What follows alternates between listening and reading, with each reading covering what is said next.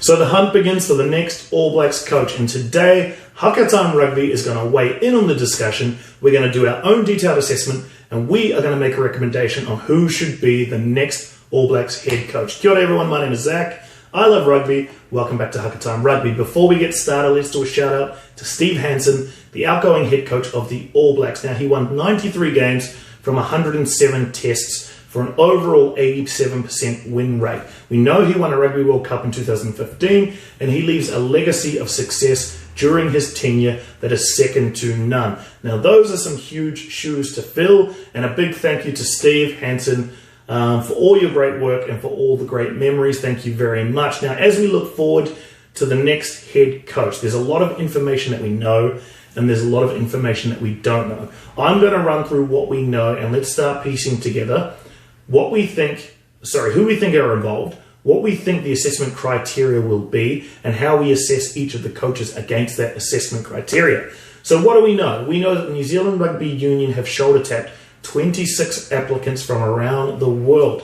Of those 26, 4 are believed to be front runners. They are Jamie Joseph, Dave Rennie, Ian Foster, and Scott Robertson. Of those 4, 2 have expressed interest already that they intend to apply for the role. They are Ian Foster and Scott Robertson.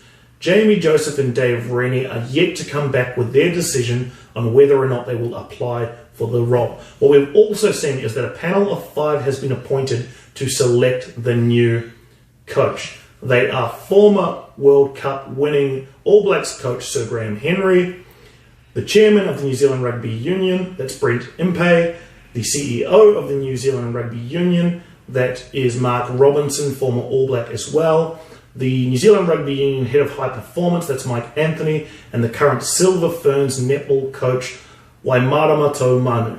Okay guys, now I want to discuss the criteria that we will use to assess each of these candidates. Now if you want to follow along with my analysis, the calculations that I'm putting together, and as I update iteratively with news, I've put a link to the Google Sheet in the description box. Please feel free to go along there. You can see what I've assessed the candidates against, how I've assessed it, based on what detailed information that we've received, and therefore who is the current frontrunner. That's something that I will update over time as we get more information. So it's a good tool for you to use if you want to follow along with what we are doing here. Now, the criteria, and I've read a lot of different news from a lot of different sources, so we're starting to piece together what will be the critical criteria and how they will be assessed in terms of weighting on the final decision. So the first thing, which is showing repeatedly, and which I think will be one of the key criteria, will be the coaching team.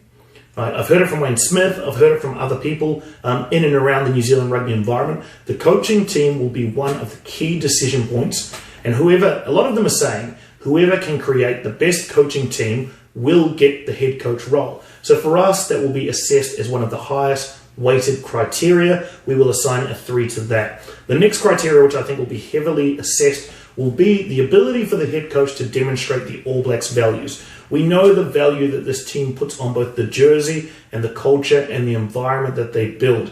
So it's going to be very important that a head coach can exhibit those values and demonstrate them in the way they construct the team and the way the team conducts itself. So we're going to assign a 3 weighting to that criteria as well. The next, head coaching record. Now that is going to be an important consideration, but from what I read, it will not be the number 1 criteria. So we're going to assign a 2 weighting to head coaching record. The next thing, the ability to think strategically and with diversity of experience, both locally and internationally. Now, we're going to assign a 2 weighting to that because I think it will demonstrate how flexible and knowledgeable, I guess, the coaches are based on their diversity of experience. So we'll assign a 2 weighting to that. And the final criteria, which we will assess against, will be public persona. How are these guys perceived by the public, by the media? How do they carry themselves in the public eye? For that, it will certainly not be one of the highest rated criteria. I mean, all of these guys are experienced head coaches, so they conduct themselves in the right way anyway, but we will assign a 1 weighting to that. Now guys, let's assess these candidates for the head coaching record, and let's start with Dave Rennie. Dave Rennie overall has a 54% winning rating. as head coach. So he has had time in the NPC coaching Wellington, coaching Manawatu, as well as Super Rugby experience coaching the Waikato Chiefs. More recently, he is linked with Glasgow, obviously the head coach there, and has extensive history with the New Zealand under-20s team. In terms of number of titles, so he won 3 World Championship titles with the under-20s team. He's also won 2 Super Rugby titles and 1 NPC title. So despite having quite a low win percentage, he actually has a pretty good conversion rate into titles. So that holds him in pretty good stead there. Now, as we look forward to Jamie Joseph, he also has a 54% winning record and spent time coaching both the Highlanders as well as Wellington for a significant amount of time. More recently, as we all know, he is the head coach of Japan, where they've gone on to do incredible things as part of the Rugby World Cup. And I think that's probably one of his greatest achievements there, is taking a team which was ranked 3rd in their pool and essentially topping the pool and making the quarterfinals for the first time. He also has a Super Rugby title to his name with the Highlanders, where he went on to lead them to victory. And again, despite his winning record of only 54%, I think the achievements that he has made, both that Super Rugby title and the work that he's done with Japan, holds him in pretty good stead. Now let's have a look at Ian Foster. Ian Foster has had time with the NPC team of Waikato, as well as the Chiefs. Now within that, he has a 53% rating, which is the winning percentage, which is the lowest of all of these candidates. And then he's gone on, obviously, as assistant coach to do quite great achievements with under Steve Hansen's guide. But as head coach, his record is not too great. Obviously, he doesn't have any titles to his name. And I think he will probably be assessed from this criteria as one of the lower candidates of the 4. Now, Scott Robertson has the best winning record of all of these candidates. He has won 3 NPC titles with the Canterbury team. He's also won 3 Super Rugby titles with the Crusaders, as well as 1 New Zealand Under-20s Rugby World Championship. He has an 84% winning record, the best of all of these candidates, and he will be assessed highest of all. So with that record, we are giving Scott Robertson a 5 from 5 in terms of his record. We are giving Jamie Joseph and Dave Rennie both 4s. Jamie Joseph, obviously, with his experience there with Japan, as well as winning Super Rugby title, and Dave Rennie similarly going on to success both with the under-20s and the Super Rugby teams, will get a 4. Ian Foster, however, will get a 3. Though he has a winning percentage, 53%, he spent a lot of his time as an assistant coach more recently and hasn't had an opportunity to build a greater body of work as a head coach, so we have given him a 3. Okay guys, next criteria we're going to assess is strategic thinking and diversity of experience. So let's go Dave Rennie first. He's been able to round out his experience, obviously, with his time now in Glasgow, so he's able to bring some more diverse thinking to the role. But obviously, most of his work has been done in New Zealand. He has had some success there with the Chiefs, and I think overall, with his New Zealand under-20s experience, it actually holds him in pretty good stead for this role. As we look forward to Jamie Joseph, now we know the great work that he did in terms of strategic thinking there with the Japanese team. They were certainly not a favourite team, and they went on to achieve great things, and with a very, very Japanese distinctive style of play. So he comes to the board with a lot of diversity around his experience, given his experiences there in Japan, as well as extensive experience in New Zealand. So I think both a strategic understanding of how things operate in New Zealand, as well as that rounded diversity, it probably puts Jamie Joseph as top of the list for this particular criteria. Scott Robertson has certainly an excellent winning record, and Canterbury plays in a very specific style of play and strategy. What I would have liked to have seen from him in particular is more international experience. It seems like his experience is very, very limited to a single style of play under the Crusaders with a core group that is probably repeated throughout the seasons to a degree, and therefore he's probably the lower of the ranked candidates for this criteria. Ian Foster, now there's a couple of things here. Leading up to this World Cup, and with the history that the All Blacks have had, you would have to say that their ability to evolve and change and implement new strategies has been very, very good over time. But they certainly proved this year that they hit a bit of a wall strategically in terms of and in terms of implementing the game plan as well. It really wasn't effective. So while he's had extensive experience in and around this All Blacks team, I do think that their inability to execute on a clear strategy this time around will probably hold him in a lesser stead than the other candidates.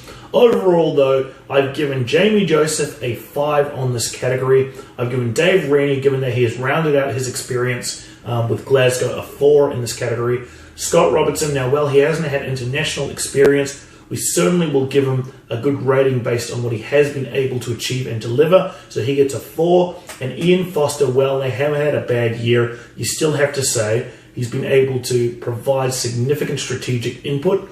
He's obviously seen a lot of these teams firsthand that he will be coming up against. So he's got a good rounded knowledge of all international teams. And I've given him a 4 for this criteria as well.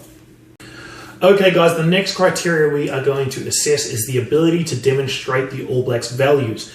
And if we're looking at straight experience, the way we will assess this is how much experience have they had in the New Zealand rugby system, in and around the All Blacks, or as in coaching experience in the All Blacks. I think there's really 3 tiers of experience here. There are those that have had extensive experience in the New Zealand rugby system at provincial levels and franchise professional levels. There are those that have had that experience as well as have been in the All Blacks, either as a player or in terms of coaching staff. And then there are those that have had extensive coaching experience with the All Blacks in an assistant role or in any other kind of capacity. So for that reason, this one becomes pretty clear based on experience. Dave Rennie has had extensive experience in the New Zealand rugby system. Jamie Joseph has extensive experience in the New Zealand rugby system, as well as he is a 20-cap All Black between 1992 and 1995. So that will hold him in a higher stead than Dave Rennie. Then we look at Scott Robertson. Similarly, he has 22 caps from 98 to 2002. So that holds him in a higher stead there as well. Probably equivalent there to Jamie Joseph. And then in terms of Ian Foster, now he has been an assistant coach since 2012. He probably knows the All Black system and culture and values better than any of these candidates. So for that reason, he gets a 5 out of 5. And I think that this is a criteria that is valued by the All Blacks. It's one of those things that the All Blacks tend to favour incumbents, and having an incumbent there who's been in the system helped to develop ultimately what was a successful campaign the last 10 years or so. You know, that really counts for something in the All Blacks culture. So for that reason, we give him a 5. The All Blacks experience of Scott Robertson and Jamie Joseph, we will give a 3.5 to those gentlemen respectively. And Dave Rennie, we will give a 3. He has had extensive provincial and franchise level experience, so that demands a 3 out of 5. The next criteria we will assess is their public persona. Now, there's nothing really that we can split between these 4. They all demonstrate great values. They're all good in front of the camera, and they all seem to be well received by the public. I would say that Scott Robertson is probably the people's favourite choice for this role, but I don't think we can split them in terms of public persona. So we're going to give them all a 5 for this criteria.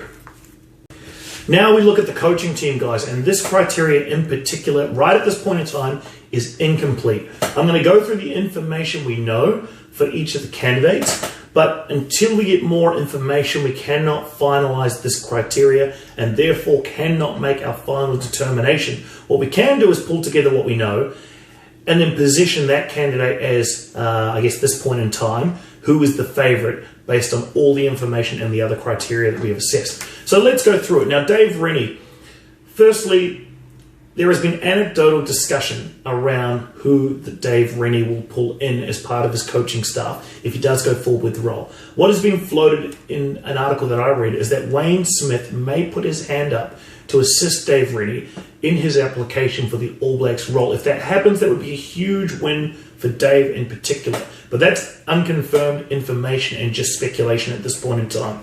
So we can't put any significant weighting on that information just yet. As I say, we will update over time once we get more clarity on who is forming Dave Rennie's coaching staff. But right now, if Wayne Smith is involved, that will be a huge boost to Dave Rennie's chances here. Wayne Smith is a known commodity in the New Zealand rugby system, highly regarded and highly respected. So to have someone of his weight behind you would be very, very significant. Now, before we talk about the other candidates, let's just talk about Jamie Joseph and Tony Brown. Now, Jamie Joseph and Tony Brown have been shoulder tapped by both Scott Robertson and Ian Foster to join their coaching teams. It is believed that both gentlemen are held in very, very high regard by the New Zealand Rugby Union. And that's why Scott Robertson has approached and Ian Foster have approached both and asked them to join as assistant coaches. Now, Jamie Joseph has a decision to make if he's going to go ahead with that or not. Tony Brown has made his position very, very clear that he will follow Jamie Joseph no matter what he does, whether he goes back to Japan or whether he comes and applies for the head coach role of New Zealand. So for that reason, he has removed himself from both Scott Robertson and Ian Foster's coaching team, unless Jamie decides to go in that direction. So that's quite significant. It means that Tony Brown has ruled himself out of those two gentlemen, and he is in and supporting Jamie. Now, other news that we have heard in this environment, I guess, around assistant coaches, we've heard that Ronan O'Gara, who obviously worked with Scott Robertson in 2 successful Crusaders campaigns, he may make himself available to join the assistant coaching ranks. Now, I know he currently has a head coach role that he is fulfilling in Europe at the moment, so I'm not sure exactly how that will work with that role, but that would help to round out some of the lack of diversity, I guess, in experience that Scott Robertson has, as we rated him a little bit lower for that criteria because he doesn't have any international experience or experience coaching in Europe. But having a guy like Ronan O'Gara on the coaching team would just help to boost his chances a little bit. I still think he would need more weight behind him to really position himself as a favourite in terms of the head coach. But that's sort of where things stand at the moment. So Jamie Joseph, he is supported by Tony Brown. That is confirmed. If he goes for the All Blacks role, then Tony Brown will follow. For Scott Robertson, we have heard anecdotally that Ronan O'Gara may join him. How that will work, we're yet to find out. And for Ian Foster, Scott McLeod, who is the current assistant coach, has said that he will stay on to support him. So that one looks like it is confirmed. The other thing in terms of the chances here, so we can't give an official rating on this one. I think what we will do when we get more information, we will update this one and we will update the ratings. But what I will say is that Ian Foster is heavily supported by the current playing group and by Steve Hansen. So it's going to be interesting how much weight that will hold as they go through the selection process. But with that said now, guys, I think we're in a position to wrap this all up and give our view right now at this point in time, based on this criteria with the weightings that we've applied, who is the favourite to succeed Steve Hansen as the new All Blacks coach. Okay guys, let's summarise our assessment and work out who is the front runner at this point in time and where it leaves us in terms of this decision. So first thing, when we spoke about AB's value, the All Blacks values, we said that a higher weighting would be put on that criteria, so we've weighted it a 3. Out of 5, we have rated each of the candidates. Dave Rennie a 3 out of 5, Jamie Joseph 3.5 out of 5 All Blacks experience, Scott Robertson 3.5 out of 5 All Blacks experience, and Ian Foster a 5 out of 5. And we convert that, that's a 9 for Dave Rennie, 10.5 for Jamie Joseph, 10.5 Scott Robertson, and 15 for Ian Foster. In terms of their overall winning records as head coach, now we gave a 2 weighting to this, and out of 5 we've assessed Dave Rennie as a 4, Jamie Joseph as a 4, Scott Robertson as a 5, given his 84% winning record, and Ian Foster as a 3, given his lowest record here, 53%, as well as no significant titles to his name as head coach. So that's an 8 Dave Rennie, 8 Jamie Joseph, Scott Robertson gets a 10 there, and Ian Foster a 6. Now, in terms of strategy, we rated Dave Rennie as a 4, Jamie Joseph as a 5, Scott Robinson as a 4, and Ian Foster as a 4. So that's 8, 10, 8, 8 respectively. And persona, we have not split them. We've given everyone a 5. So with that view, what it shows, and it's very, very close, is that the front runner here with 34 overall is Ian Foster. Just behind him, we have Scott Robertson, and we have Jamie Joseph on 33.5. So it's very difficult to split those 3 gentlemen right now. And I think it's reflective of the point of the weighting that the All Blacks put on, the incumbents and knowledge within the environment. All of those factors come into play here and demonstrate that Ian Foster really is the front runner here. Dave Rennie obviously scoring 30 puts him well within striking range here, given the coaching team will be the most significant criteria applied in all of this. But I think this demonstrates it's very, very close, but on current view, based on our assessment independently and unbiased, the front runner is Ian Foster. Now, I know that a lot of people will not be excited by that. I think the people's choice here is Scott Robertson because of his outstanding record. He's got a bit of flair as well in his post-game, post-championship celebrations. But I think given the way the All Blacks operate, it is fair enough to put someone like Ian Foster ahead of the rest. What we also know is that this is going to come down, this decision now will come down solely to who can pull together the best coaching team. So we've got to stay really, really close to the news here because any news may sway this decision one way versus another. So I'm going to come back, guys, with an update once we have more news around the coaching teams and their makeup. But right now, Ian Foster is the favourite to succeed Steve Hansen. Let me know what you think, guys. We've got a long way to go. There's a lot of news and a lot of water that needs to go under this bridge. But let me know what you think. Who do you think should be the new All Blacks head coach? What do you think of the criteria we've applied with the weightings and the ratings that we've applied on each of the candidates? I'd love to hear from you. Also, if you want to follow along with my analysis, check that spreadsheet in the link in the description, guys. That's where I'm going to document all my thoughts on all my videos. It also gives you an opportunity to contribute towards the channel. You can give me your thoughts. In what priority should we do videos? You can also see upcoming videos and the content that I'm going to be dropping, and you can have your say on what else you would like to see on this channel. So please do go and check that out, and please do get involved in contributing. That's it from me, guys. I will be back again once we have more information on this to talk more about the All Blacks head coach. See you soon.